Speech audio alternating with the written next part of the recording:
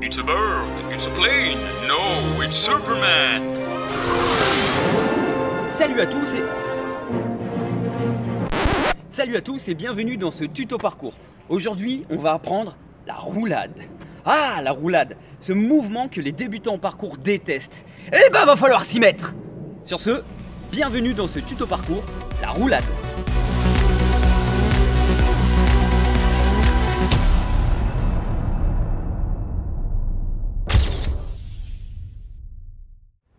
Eh bien, j'espère que vous avez passé une bonne semaine et que tout roule pour vous.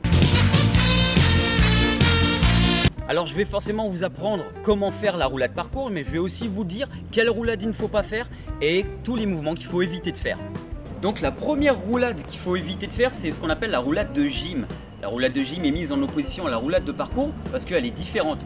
Donc la roulade de gym, comme vous pouvez le voir là sur les images, c'est qu'on roule sur la colonne vertébrale. On roule de manière droite. Et ça, c'est pas bon du tout pour la colonne vertébrale, surtout que là, par sécurité, je vous propose d'ailleurs de commencer sur de la pelouse. Et nous, la roulade parcours, on va la faire en extérieur. Donc on va le faire sur du dur, des fois sur du bitume. Donc ce serait dommage de se faire mal à la colonne vertébrale. Donc ça, c'est la première roulade à éviter. La deuxième roulade à éviter, du moins on peut s'en inspirer mais pas la copier à 100%, c'est la roulade Aikido.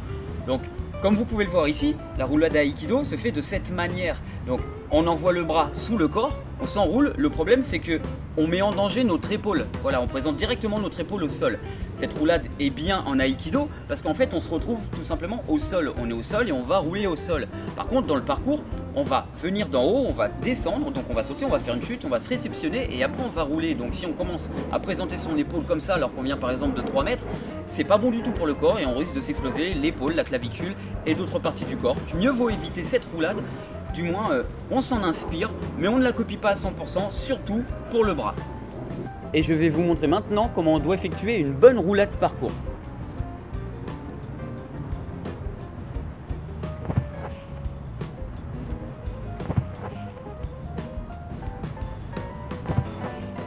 Alors maintenant, je vais vous décomposer le mouvement. Je vais utiliser ce qu'on appelle la manière académique. C'est comment devrait être idéalement la roulade. Mais lorsqu'on va faire notre saut et notre roulade, ça ne va pas forcément ressembler à ça. On va changer quelques petits détails. C'est normal, c'est les aléas du direct. Et c'est tout ce qui est l'impondérable. Mais voilà, mais on va essayer de s'approcher le plus possible de cette manière académique que je vais vous montrer. Alors tout d'abord, on va bien poser nos mains. Comme j'ai dit, pas de roulade Aikido où on met le bras en dessous comme ça. On va bien poser nos deux mains. Et on va faire ce que j'appelle bras court, bras long. Donc bras court, bras long. On fait en sorte que nos mains ne se touchent pas. Parce que si elles commencent à se toucher, qu'on veut tourner la main, on va se faire mal, on va se tordre un doigt. Donc bras court, bras long. On les pose bien comme il faut, une fois qu'on a fait notre saut. Et on va tourner la main. Et on va mettre notre coude dans la direction de notre roulade. À ce moment-là, on va tourner la tête, menton, épaule, et on va regarder derrière. Alors ça, c'est ce qu'on fait au départ, quand on débute vraiment. Mais on ne va pas tout le temps regarder derrière soi une fois qu'on sait faire la roulade. Et c'est pour ça qu'on voit que c'est hyper important d'avoir ce que j'appelle donc le bras court, bras long. Parce que si j'avais bras long, trop loin, là je ne peux pas passer. Et je vais me retrouver dans ce que j'appelle le triangle d'insécurité. Là, on va donner un coup de boule dans le sol et c'est pas ce qu'on veut faire. Donc voilà, donc bras court, bras long, on pose nos mains. Je tourne ma main, je pose mon coude. Et là, je vais descendre encore progressivement vers le sol et je ne vais pas me jeter. Par contre, là, pas le choix, il va falloir envoyer les jambes au-dessus. Donc progressivement, on envoie les jambes au-dessus. Pour la position des pieds, vous ne l'avez peut-être pas vu, il y a deux possibilités. Il y a la possibilité donc d'atterrir comme ceci. Donc je vous montre les deux pieds en même temps. Donc, voilà, on fait notre roulade, on atterrit comme ça. Ou, ce qui est souvent préférable, c'est qu'on va atterrir comme ça sur l'arête et on va mettre notre pied à plat. Vous voyez, comme ceci. Comme ça, on va pouvoir se lever plus facilement. Et dans cette position, qui est meilleure que celle-ci, on va pouvoir être tout de suite en mode course. Une fois qu'on a fait notre roulade, on va pouvoir courir. Donc, je vous remonte, une fois qu'on fait la roulade, on pose l'arête sans toucher le sol avec ici l'os qui s'appelle la malléole. On pose le pied et normalement, dans la roulade, on va pouvoir se lever naturellement, facilement. Mais si ce n'est pas le cas, on peut toujours utiliser la main gauche et on utilise la main droite pour s'équilibrer vers l'avant. Et là, on peut courir. Donc je vous remontre une dernière fois. On fait notre saut, on atterrit, centre de gravité entre les appuis. Je ne l'ai pas dit au début, mais on peut atterrir comme ça, pieds serrés. Moi personnellement, je préfère cette version-là. Donc On pose nos mains, on tourne, coude, menton, épaule, on envoie, arrête du pied, plat du pied, on se lève et on coupe. Petit récapitulatif des conseils. Donc n'hésitez pas à commencer vraiment sur des surfaces molles.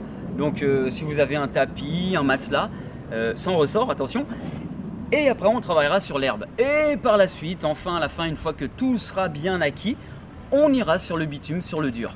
Donc voilà, n'hésitez pas aussi, comme je le répéterai jamais assez, la clé c'est la répétition. N'hésitez donc pas à répéter plusieurs fois le mouvement.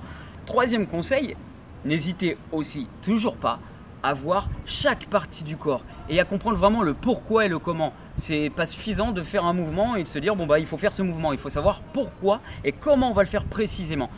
C'est vraiment très important pour pas faire n'importe quoi et juste regarder tout simplement une vidéo en se disant bon bah je vais faire ce qu'il y a dans la vidéo. Essayez vraiment de savoir pourquoi et comment, et même si je l'ai expliqué, pourquoi et comment on va faire les mouvements de manière précise. Bon, et bien j'espère que ce tuto vous a plu. N'hésitez pas à poser des questions dans les commentaires, j'y répondrai quoi qu'il arrive. N'oubliez pas le pouce. Mais barre-toi, toi. Tu vas pas venir à chaque fois. C'était pas ma guerre! Ouais, on lui dira. Donc n'oubliez pas le pouce en l'air, abonnez-vous à la chaîne et n'hésitez pas à partager la vidéo. Et sur ce, je vous dis à bientôt. Tu croyais tout de même pas que j'allais faire la roulade ?